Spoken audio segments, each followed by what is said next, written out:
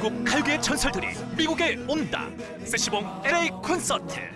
50년이 넘는 우정 속 추억의 이야기와 노래들. 한국 가요사의 큰별 조영남, 한국 통기타 문화의 개척자 윤형주, 그리고 세시봉의 막내 김세환까지. 3월 16일 LA에서 만나요. 뭐라고? LA에서 만나자고. 16일 LA에서 만나자고. 오케이. 따스한 추억을 만들어줄 세시봉의 미주 콘서트. 3월 16일 LA에서 만나요. 따스한 햇살 그리고 설렘이 피어나는 봄. 라디오 서울과 함께 싱그러운 봄을 맞이하세요. 강혜신의 오늘의 미국.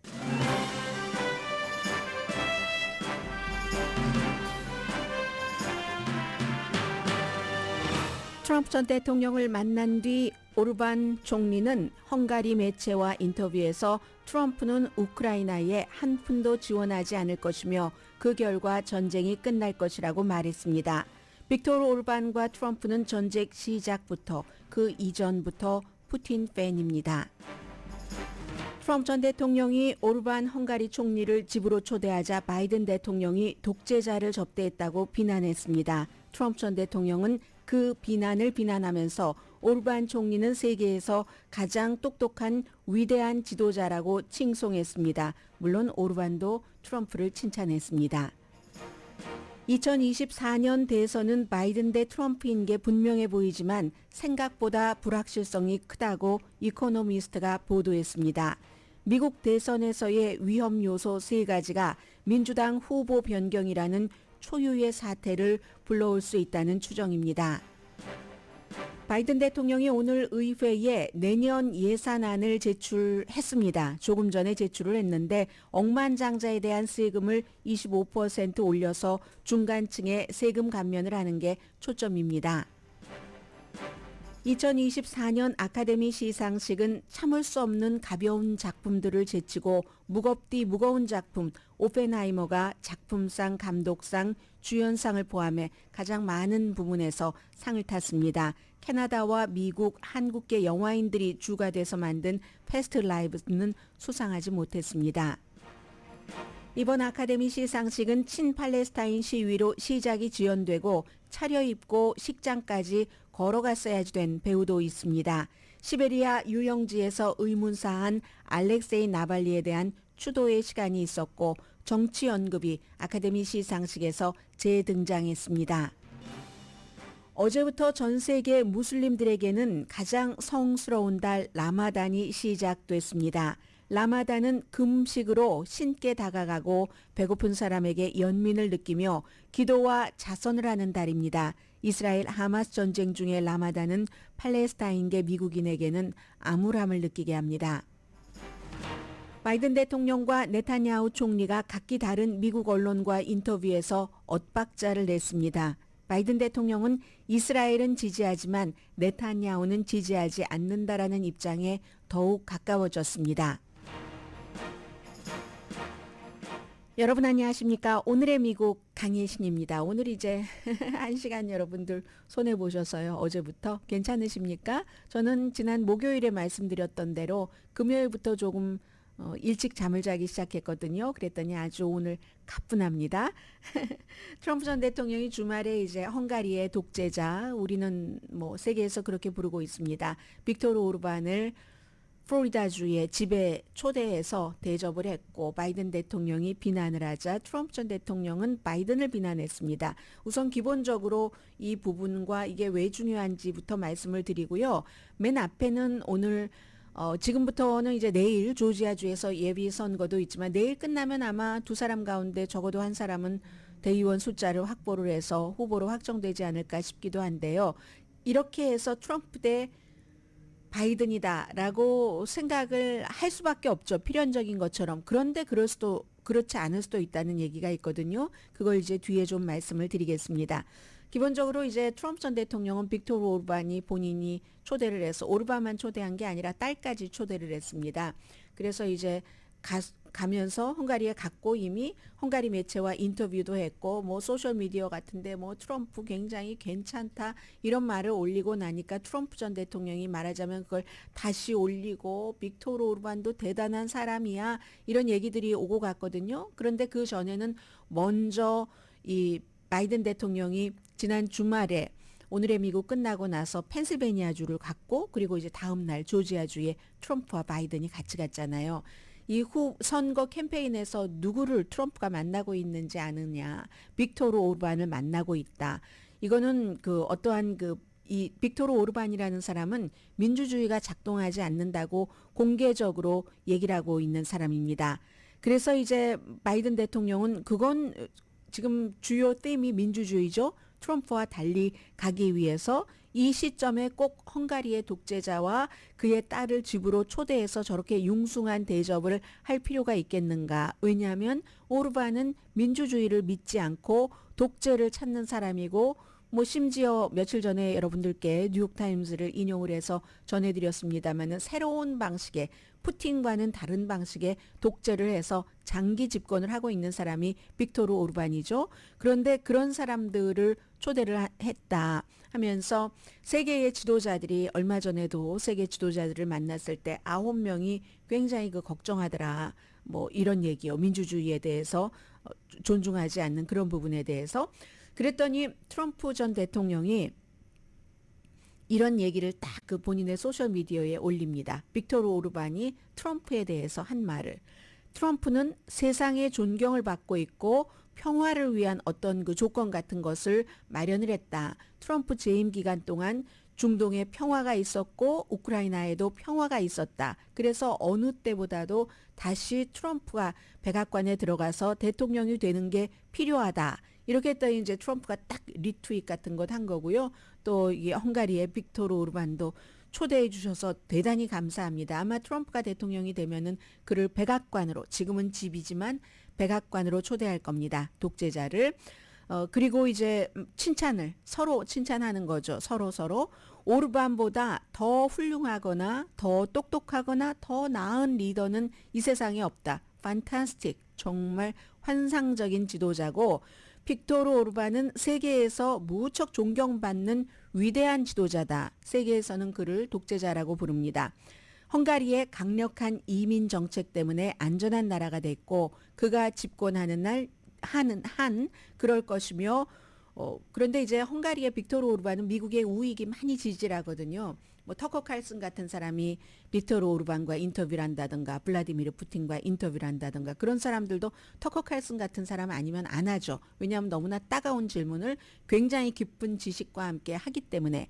그래서 미국에서 우익에서는 빅토르 오르반 팬들이 이제 차츰 생기기 시작합니다. 그래서 심지어 뭐 보수 정치행동위원회도 지난해는 헝가리의 부다페스트에 가서 했고 거기서 또 이 빅토르 오르반이 기조 연설까지 했었을 정도죠. 그리고 이게 중요한데 헝가리로 돌아가서 헝가리의 M1 TV와 인터뷰에서 트럼프 전 대통령은 대통령이 되면 우크라이나에 페니도 지원하지 않는다. 한 푼도 지원하지 않을 것이다. 이 트럼프 전 대통령이 아주 구체적으로 얘기하진 않았어요. 지금까지 내가 대통령이 되면 24시간 안에 전쟁을 끝낸다.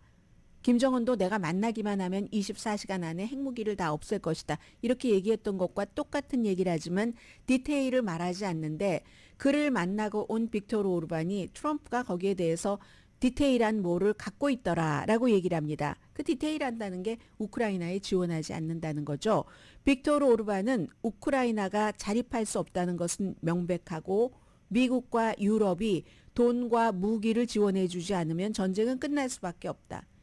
그때의 전쟁이 끝나는 것은 러시아의 승리로 끝나는 것을 얘기를 하고 빅토르 오르반이나 트럼프 전 대통령이나 러시아의 블라디미르 푸틴이 웃기를 원하는 사람입니다.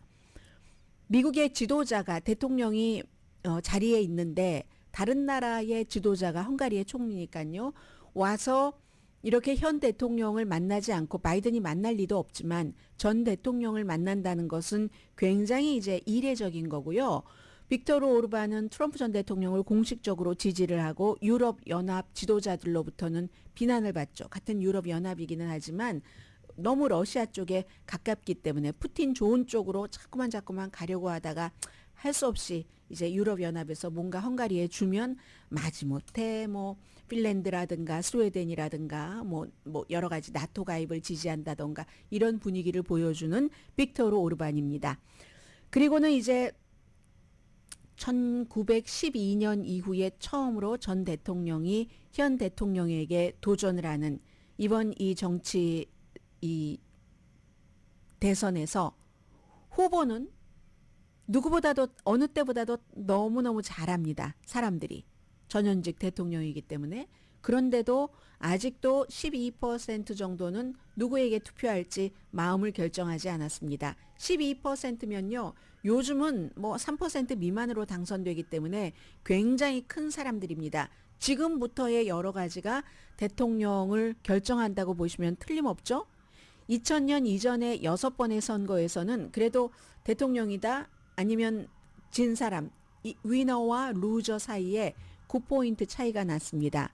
그런데 2000년 이후의 6번의 선거에서는 3% 정도 차이가 나고 이것도 이제 이번에 경합주 한 6군데 뭐 넓게 잡아서 7군데잖아요. 6군데에서 3%까지 안 갑니다.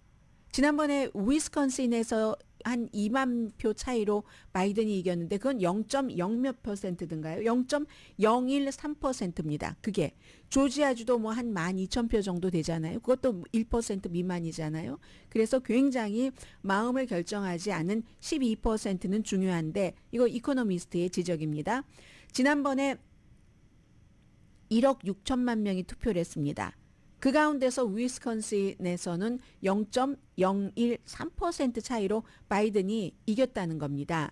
지금 올해 이슈는 제일 중요한 게 이민과 국경 이슈가 되고요. 경제, 낙태인데 경제야 이제 시간이 지나면서 바이든에게 조금 유리할 수도 있고요. 왜냐하면 사람들이 그냥 뭐 경기 침체하다가 침체 아니라는 것을 이제 확인해가는 과정이기 때문에 그런데 이 이민에 대해서는 바이든에게 엄청 나쁘고 낙태가 또 하나가 있죠.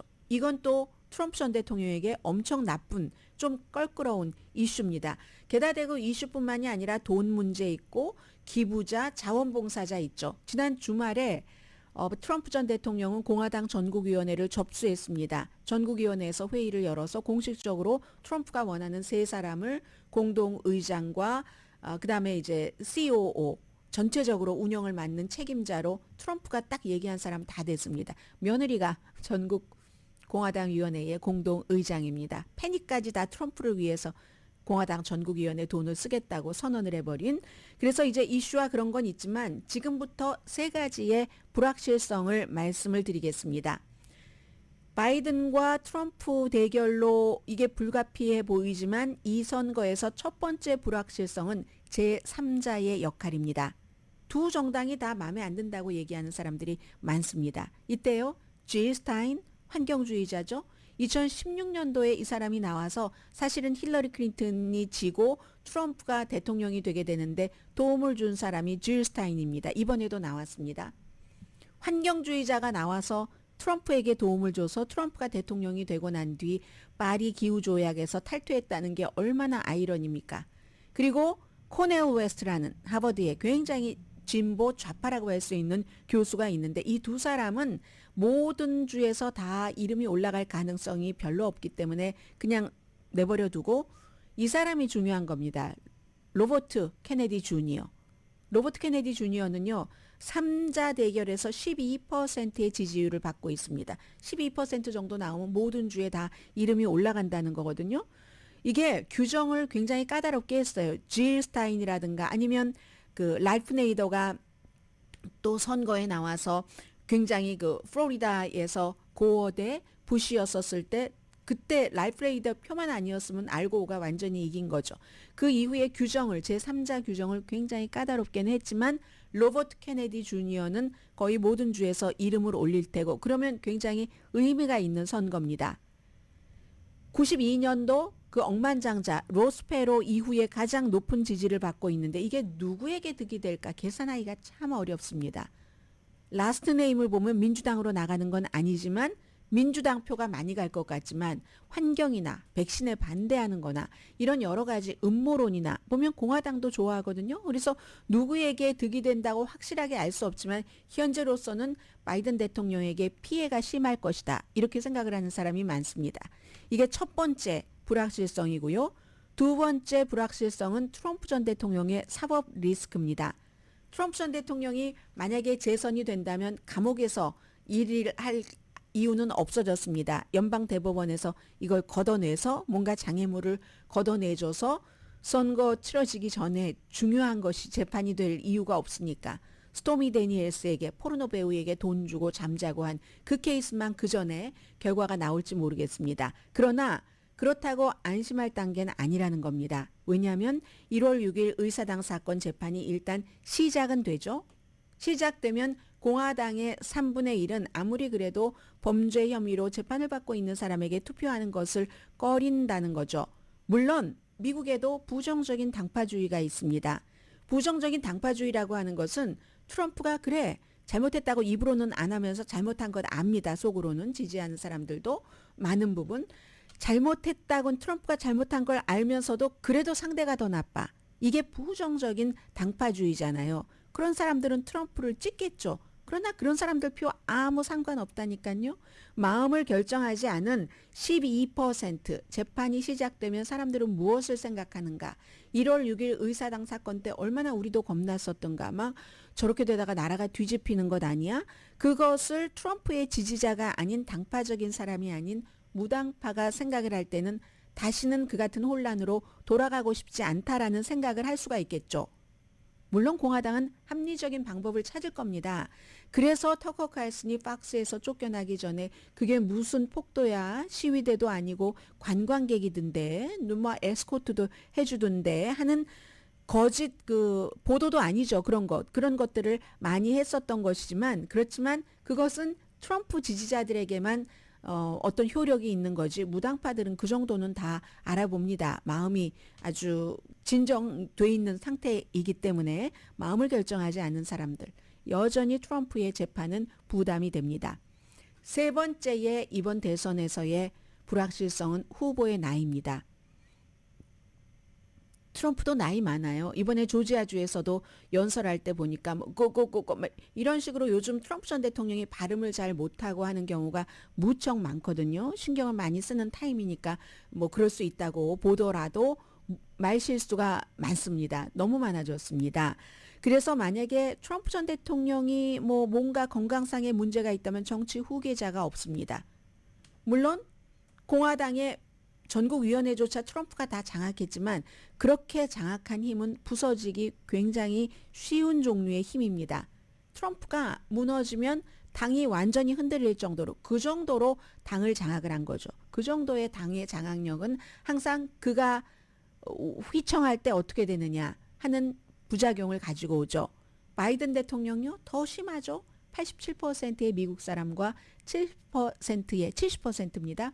민주당은 바이든이 재임을 하기엔 나이가 너무 많다고 생각합니다.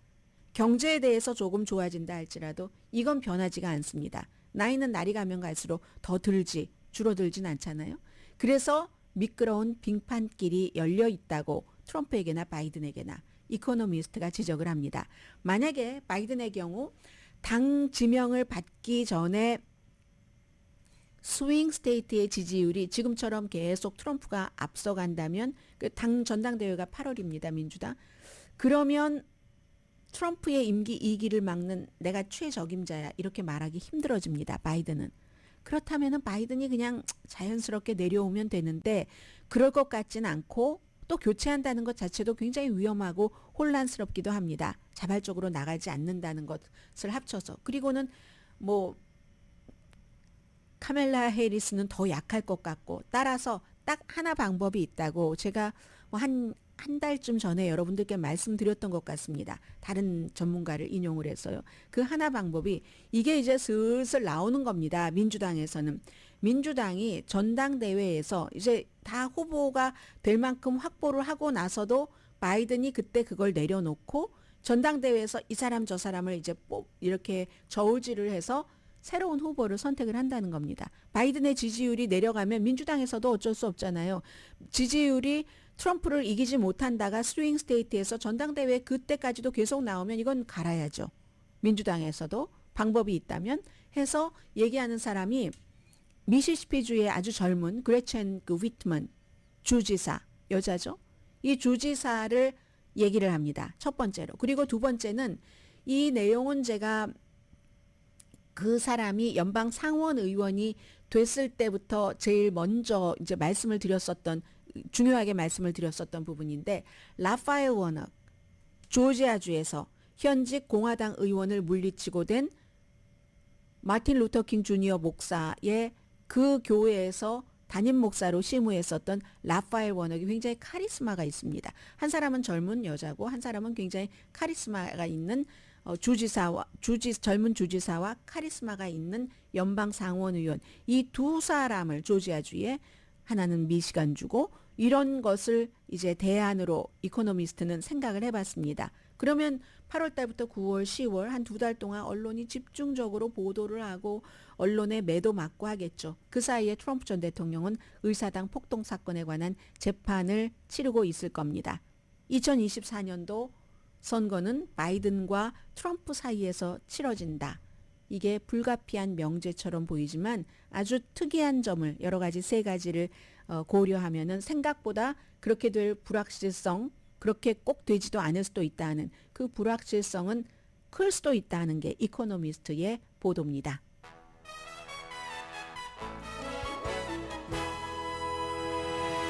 트럼프나 바이든이나 앞에 그냥 바나나 껍질이 쭉 깔려 있다. 미끄럽다 하는 얘기를 하고 있습니다. 오늘의 미국은 전문가가 추천하는 이민법, 가정법 전문, 제인정 종합법률사무소, 총 20억 달러 승소, 교통사고와 상해 전문 브라이언 타필라와 CG 변호사그룹 공동 후원입니다. 잠시 뒤에 아카데미 시상식을 좀 말씀을 드리겠는데요. 뭐 재미있는 내용들도 조금 있고 항상 그 미국의 아카데미 시상식은 여러 가지 뭐 사회, 문화, 정치 같은 것이 합쳐지는 거잖아요. 잠시 뒤에 전해드립니다.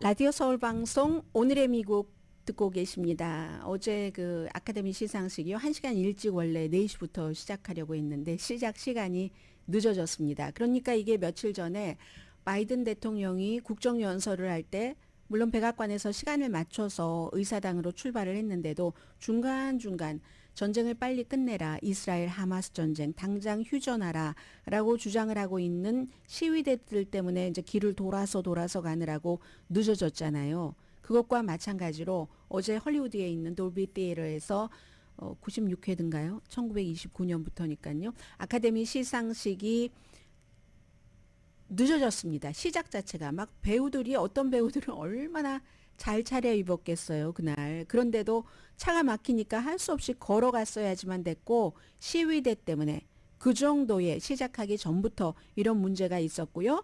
그리고 정치적인 스테이트먼트들이 많이 있었는데 하나만 말씀드리자면 사회자가 트럼프는 뭐 감옥에 갈 타임이 지나지 않았나? 뭐 이런 얘기도 했고 아카데미 시상식은 뭐 헐리우드니까 굉장히 그 리버럴한 사람들이 리버럴한 시각을 갖고 있는 잔치라는 것을 말씀드리면서 어쨌든 이런 얘기들도 나왔습니다. 그리고는 여러분들 그 영화 그 오펜하이머 보셨는지 모르겠어요. 3시간 정도나 되기 때문에 저는 유튜브로 봤거든요. $5 99센트인가 그 정도 내면 되는데 이 영화가 사실은 뭐 바비가 얼마나 돈을 많이 벌었습니까? 이 바비 때문에 경제가 살아났다고 하는데 바비는 딱 하나 그것도 노래 오리지널 송이요. 오리지널 그 주제 곡이 있고 주제 가가 있는데 주제 가상을 받아서 어제만 분위기는 엄청 띄웠어요. 그 주제가 막 연주될 때 주제 곡상은 역시 이 오펜하이머가 묵직하니 어떤 때 나오는 듯 안 나오는 듯 하는 그렇게 받았는데 그렇게 바비처럼 가벼운 영화가 있었어도 결국은 하나밖에 가벼운 터치로 가벼운 상을 받았고 예전에 왜 미국이 굉장히 경제적으로 어려웠고 했었을 때는 이것도 그 무드를 탑니다. 라라랜드 같은 밝은 그때는 많이 상을 받았잖아요. 근데 이번에는 영국 감독과 아일랜드 그 배우가 주연과 그 작품을 이끌었던 이 오펜하이머가 너무나 무거운 정말 100년까지는 아니네요. 2차 대전 뭐 원자폭탄 만들고 하는 거니까 그런 그 무거운 주제고 시작도 엄청 느립니다. 그래서 모든 분들께 이 영화를 보세요 하고 권해드릴 수는 없을 것 같아요. 그렇지만 보고 나면은 왜 이렇게 오펜하이머 하는지는 느끼실 것 같고요. 해서 이 영화가 예상대로 13개 부분의 후보에 올라가서 마스터피스입니다. 이 영화는. 그래서 이제 7개를 받았습니다. 뭐 작품상, 감독상, 남자 주연상, 남자 조연상 뭐 이런 식으로 뭐 쭉 중요한 것은 다 받았고요. 크리스토퍼 놀란 감독, 킬리안 머피 아일랜드계의 그 아일랜드 그 주연상을 받았고요. 로버트 오펜하이머를 연기를 한. 그래서 아무튼 완전히 오펜하이머의 밤이었던 것은 분명하거든요. 어제의 아카데미 시상식은요. Oppenheimer. Oppenheimer. Oppenheimer. All right, I see Oppenheimer. Christopher Nolan Oppenheimer.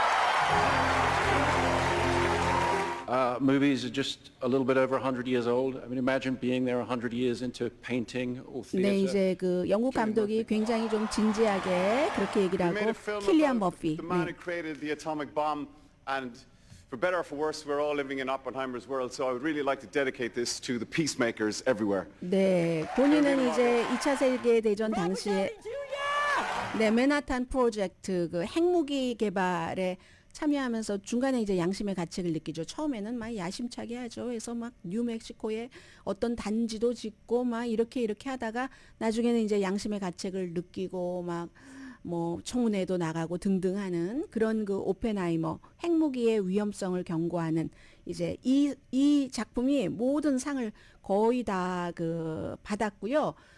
보면은 뭐 여러분들 지금이라도 뭐 보셔도 늦지는 않지 않겠어요. 그래서 그 당시의 시절도 알 수 있고 이 오펜하이머가 뭐 과학에는 그야말로 천재였고 그리고 나서 영국의 캠브리지 가서도 공부를 하고 독일에서도 공부를 하고 공부하던 도중에 굉장히 존경하는 교수였지만 아무튼 뭐 힘들게 하고 하니까 어느 순간에 천재들은 천재 같은 그 행위들을 하잖아요.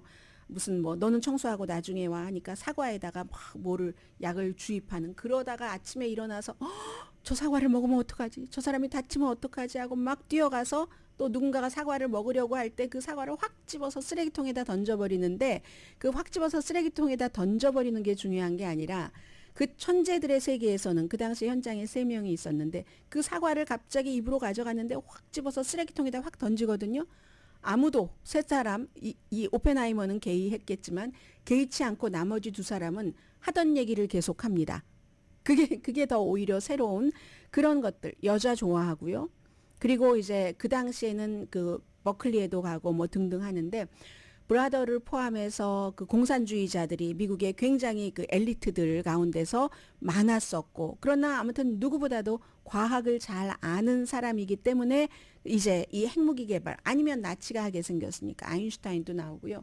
나치가 하면은 아인슈타인에게 뭐를 이제 물어보러 갑니다. 오펜하이머가. 그랬더니 아인슈타인이 뭐 적힌 종이 이런 거 보고 이건 아니다. 파괴 그 자체다. 나치가 세상을 파멸시키든지 우리가 파멸시키든지 그렇게 얘기를 합니다. 그래서 오펜하이머가 알았다고 가니까 이 종이는 yours, not mine. 나는 이런 행위에 관심이 없다 하는 거잖아요. 그리고 나서도 이제 오펜하이머가 군에서 와서 뭐 당신이 여자 문제도 있고 뭐도 있고 주변에 뭐 공산주의자들도 많고 이런 거 다 알지만 그래도 과학에는 당신이 최고이기 때문에 이걸 맡아줘야 되겠어 할 때 막 신나게 맡으면서 어느 때는 군복까지 입어요. 그랬더니 너무 친한 친구가 넌 아니다. 그 옷을 벗어야지 된다. 너는 과학자야. 라고 얘기를 하니까 또 다 그걸 받아들이고 참 막 중절모 쓰고 다시 이제 민간인 복을 입고 등등 하는 그런 여러 가지 굉장히 그 묵직한 영화인데 시대에 이 로버트 오펜하이머의 삶 그리고 이제 그 핵무기 개발하는 이런 여러 가지를 보여준 하나의 무슨 역사 가치도 있다고 보여지고요. 여러분 뭐 미국 사람들의 스타일도 볼 수 있는 거고 좋은 영화라고 생각이 됩니다.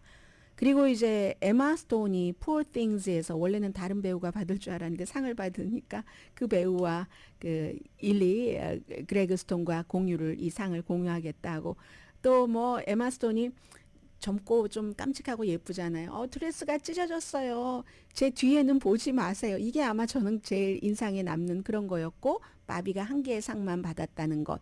그리고 또 강아지가 어떤 경우에는요. 이제 티켓을 2장을 주면은 한 장은 누굴 데리고 갈 수 있잖아요. 와이프나 엄마나 등등. 하는데 강아지가 떡하니 사람 자리에 그 강아지 웰컴인가 봐요. 앉아 있었던 것도 보였고 제일 중요한 것은 코리안 아메리칸들에게 패스트 라이브즈라는 영화였죠. 캐나다계 한국계 캐나다인이 만든 감독이 셀린 송 감독이 만들고 배우들도 한국 배우, 한국계 미국에서 활동하고 있는 한국계 배우 등등이 등장하는데 굉장히 그 호평이었던 게 많아요. 이 뭐 받아야 된다 이런 얘기까지 했었지만 작품상과 시나리오 그 원작 그 상 후보에 올라갔고 받지 못했습니다. 이 영화는 제가 보니까 저도 봤지만 한국 분들보다는 오히려 그 한국 분이 아닌 분들이 더 좋아하는 것 같아요. 좀 정적이고 과장되지 않고 그러나 한국 사람들은 너무 잘 알기 때문에 그 지금 셀린송 감독이 12살 때 난 유명한 작가가 될 거야. 뭐 작가가 될 거야. 노벨상 받는다고 했던가요? 아무튼 그러면서 이제 이민을 가게 되고 그리고 20대 때는 세월이 바뀌어서 소셜미디어로 찾는 거잖아요. 이후에 30대 때 여자는 작가는 결혼을 했습니다. 영주권 때문에 이제 주이시 남자와 결혼을 해서 잘 살고 있어요. 그 주이시 남편이 굉장히 충실하고 좋습니다. 그런데 이 어릴 때의 그 친구를 잊지 못하는 한국 친구가 여기에 와서 이제 서로 남편에게도 얘기하고 이 미팅을 조금 하면서 이룰 수 없는 뭐 이런 것에 대한 뭐 복받침 같은 것도 있고 하는데 미국에서 사실 뭐 이민 생활을 해보고 하면 그것보다 너무 더 시리어스한 이슈가 많기 때문에 우리가 많이 겪었기 때문에 그런지 한국 분들보다는 외국 사람들이 더 이 패스트 라이브스는 좋아하는 것 같다. 저 이제 그런 생각을 조금 해봤고요. 그리고 또 하나는 해리 베라폰테를 포함해서 티나 터너 이런 사람들 음악도 했지만 영화도 했잖아요. 세상을 떠난 사람들을 쭉 항상 아카데미 시상식이 됐건 그래미가 됐건 훌륭한 그 자리에서 업적을 남긴 사람들을 기린다는 게 무척 중요하죠. 미국이 저는 그게 중요하다고 생각이 됩니다. 한국의 시상식과 미국의 시상식의 가장 큰 차이점은 한국에서 제가 그렇게 좋아했었던 가수 조동진 씨가 돌아가셨다고 후배들이 뭐 이렇게 이런 거 못 봤거든요. 미국은 그걸 반드시 잊지 않고 합니다. 그의 레가시 등을 해서 해리 베라폰테, 티나 터너 그런데 여기에 올해는 특별한 사람이 추가가 됐습니다. 알렉세이 나발리가 2022년도에 나발리라는 영화 다큐멘터리가 캐나다의 젊은 감독이 만들었잖아요. 이 사람이 어떻게 푸틴의 독재에 저항을 하는가 하는 것을 그래서 이제 그게 다큐멘터리 상을 2023년도에 받았는데 그 나발리가 지금 숨졌잖아요. 그래서 화면에 딱 나발리가 한 얘기를 영어로 딱 썼는데 오늘의 미국에선 전해드렸던 얘기입니다. 악이 이기기 위해서 필요한 한 가지는 좋은 사람이 아무것도 안 하는 것이다. 이런 식으로 이제 아카데미 시상식에서 알렉세이 나발리의 죽음을 다시 한번 생각하게 했습니다. 그런데 제가 주말에 이 알렉세이 나발리에 대해서 유튜브가 너무 많잖아요. 어떤 분이 추천을 하셔서 한국의 유명한 3프로TV라고 여러분들 아시죠? 저도 이제 가끔 이렇게 보다가 경제에 대해서는 뭐 경제의 신들이 하는 것이라고 하는데 미국에서 현지에서 지금 보도하는 것하고는 좀 차이가 있다 싶어서 뭐 시간도 없고 하니까 보다가 안 보게 됐는데 이걸 이제 서울대학교의 통일평화연구소의 그 라스트 네임만 기억납니다. 그 교수님이 나와서 알렉세이 나발리에서 얘기하는데 오늘의 미국이나 다른 주요 매체에서 그동안 알렉세이 나발리에 대해서 얘기했던 것과는 전혀 다른 면을 비춰주는데 그런 면이 있었던 것 사실입니다. 그런데 이제 그런 면이 있었지만 그럼 세계에선 그래서 서방 언론이 다 틀리다는 얘기예요. 러시아 사람들은 알렉세이 나발리의 죽음에 안타까워하는 게 19%밖에 안 되고 그것도 아주 정말 중요한 여론조사 결과고 이건 여러분들이 세계에서 처음 아시는 겁니다. 그 교수가 그렇게 얘기를 합니다. 그리고 알렉세이 나발리가 감옥에 갈 만하니까 갔지라고 생각하는 사람들이 69%라고 하고 알렉세이 나발리가 인종차별주의자, 이민 배척자 그리고 본인의 분위기에 따라서 왔다 갔다 와불리하는 기회주의자 뭐 이런 식으로 그러니까 가치가 별로 지금 보도된 것보다 없다는 식으로 보도를 했거든요. 그런데 이분이 얘기하신 게 맞습니다. 기본적으로는 크림반도에 대해서도 한 10년 동안 애매모호한 입장을 취하거나 러시아 것이다라고 했다가 최근에 와서야 본인이 대통령이 되면 그거 돌려주겠다 이런 얘기를 했고 이민에 대해서는 무슬림 배척 이런 것들 실제적으로 했고 해서 엠니스티에서도 그를 양심수로 했다가 그런 부분 때문에 아니라고 했다가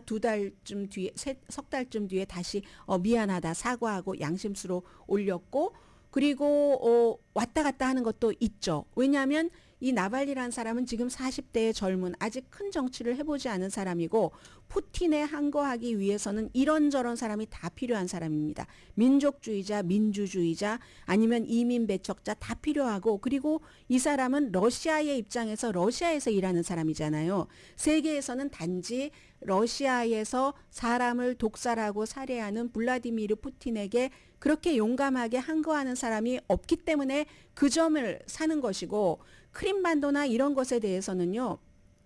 굉장히 많은 사람들이 고르바초프는 안 그랬습니까? 그리고 알렉산더 솔제니치는 안 그랬습니까? 그거를 당연히 우리가 가져야 된다고 하는 그런 러시아의 민족적인 부분들이 있는 것이고 그런 모든 것들에도 불구하고 다 압니다. 서방 세계에서.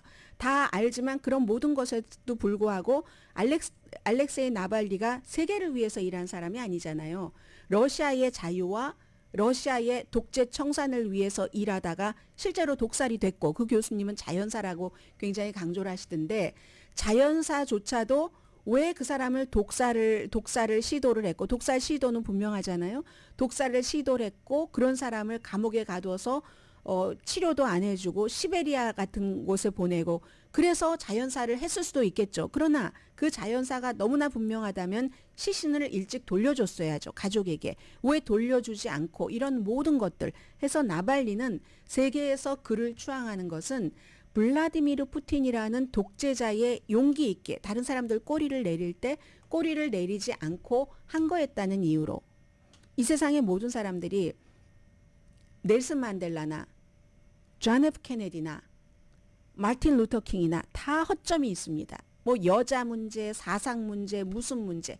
그러나 그 사람들 하면 딱 떠오르는 것들이 있잖아요. 그런 점들을 갖고 가는 겁니다. 그래서 요즘에 한국에서는 아마 우크라이나 전쟁이 처음 시작했었을 때 러시아가 옳지 우크라이나가 말이야 왜 저래서 전쟁을 불러 하는 그런 시각처럼 이런 시각들도 있는 것 같은데 오늘의 미국을 듣고 보고 계시는 분들도 유튜브 많이 접하시니까 그런 얘기가 나오면 think twice 그런 점이 있다 할지라도 그게 나발리의 그 푸틴이라는 그런 독재에 항거한 그 점을 깎아내리지는 못한다는 것. 제가 어제 아카데미 시상식을 보면서 그 점을 다시 한번 생각했습니다. 잠시 뒤에 뵙겠습니다.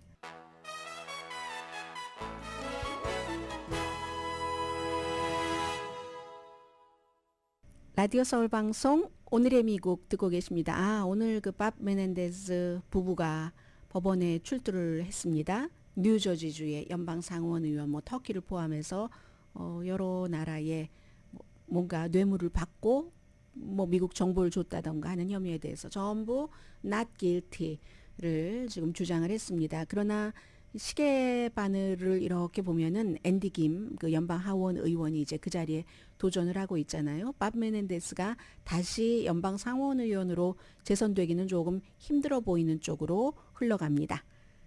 미국에 살고 있으니까 미국의 예산이 어느 정도나 되는가 이 정도는 사실은 숫자는 들어도 잊어버리기 쉽지만요. 오늘 바이든 대통령이 의회에 제안서입니다. 이건 바이든 대통령이 원한다고 하는 게 아니라 요청한 건데 거기서 이제 조절을 하는 거죠. 서로 2025년도 본인이 대통령이 된다면 7조 3천억 달러 규모 굉장히 큰 규모의 예산 그 요청 을 의회에 보냈습니다. 이게 이제 법으로 돼서 집행될 리는 없지만 어떤 서로 이렇게 만들어서 숫자를 정하게 되겠죠. 그런데 자신의 공약을 보여주는 거죠. 이게 국정연설이 비교적 굉장히 괜찮았다. 특히 이제 나이에 대한 어려움 같은 것은 좀 사람들을 떨치게 했다는 이런 얘기를 받잖아요. 그리고 나서 막 펜실베니아 가고 조지아 가고 지금 바이든 대통령 신났습니다. 신났어요. 그래서 억만장자에 대한 세금을 25% 올려서 중간층에 대한 세금을 감면하는 게 초점이라고 말씀을 드렸고요. 10년에 걸쳐서 적자를 3조 달러 줄이겠다라는 목표입니다. 전체적으로 7조 3천억 달러라고 말씀드렸죠. 기업과 부자에 대한 40만 달러 이상 버는 사람이에요. 아무리 그 세금을 조금 올린다 할지라도. 그리고 공화당이 지금 삭감할 것을 만지작거리는 어떤 형태로든 카드인 사회보장제도와 메디케어는 나는 확실히 지키겠다. 지난해가 6조 8천억 달러였거든요. 아무튼 그런 거. 예산 적자는요. 트럼프와 바이든 시대에 엄청 늘어났습니다. 왜 그렇겠습니까? 트럼프 시대 때부터 시작된 코비드-19. 이걸 막기 위해서 정부가 돈을 너무 많이 풀었잖아요. 아주 폭발적으로 늘어났죠. 팬데믹을 극복하기 위한 대규모 지출 패키지를 써서. 그래서 이제 지난 3년 동안 부채 아무튼 엄청 많이 늘어났습니다. 27조 8천억 달러에서 34조 4천억 달러로 늘어났으니까 이거 이자만도 1년에 8,700억 달러가 이자래요. 그렇거든요. 그런데 바이든 대통령은 연방 적자가 2021년 자신이 처음 대통령이 된 해죠. 1월 달에 2조 8천억 달러에서 2022년 1조 4천억 달러로 줄었다. 이 국정연설에서 굉장히 강조를 했잖아요. 반만 맞고 반은 틀린 얘기예요. 이 수치 자체는 맞습니다. 그런데 왜 이렇게 많이 줄었는가? 팬데믹 부양책이 이제 스탑됐잖아요. 거기에 돈 나가는 게 없으니까 이렇게 줄어든 것이다. 이런 얘기를 했고, 그리고 바이든 대통령이 주말에 아주 자신 있게 아주 직접적으로 카메라 딱 쳐다보면서 제가 이거 녹음해놨는데 안 가지고 왔어요. 저는 젊은이 아닙니다. 저 영 아니에요. 그리고 그건 제가 영하지 않다는 것은 비밀도 아니에요. 다 아는 사실입니다. 그러나 나는 미국인을 위해서 어떻게 일해야 되는지를 이해하는 사람입니다. I understand. 이렇게 얘기를 하면서 내일 조지아주에서 바이든과 트럼프 예비선거 치르고요. 그리고 바이든은 이기고 트럼프도 이기고 하는 결과가 나오겠죠. 이번 주에 바이든 대통령이 3군데 주를 방문을 합니다. 물론 좀 거리가 있기도 하네요. 위스콘신은 뉴햄프셔, 위스콘신, 미시건 이렇게 3주를 방문을 하거든요. 그럼 지난 주말부터 몇 개 주를 다니는 거예요. 아무리 편안히 다닌다 할지라도 펜실베니아, 조지아, 뉴햄프셔, 위스콘신, 미시건 이 선거 끝날 때까지 이렇게 한 주일에 막 3주씩 다니는 것은 힘들어 보입니다. 그러나 국정연설 때 어쨌든 공화당에서는 뭐 저렇게 싸움하자는 거야 뭐야. 하지만 민주당이 원했었던 전투적인 모습을 보이고 그걸 이제 이번 주까지 이어가자는 거겠죠. 바이든 대통령의 속마음은 잠시 뒤에 뵙겠습니다.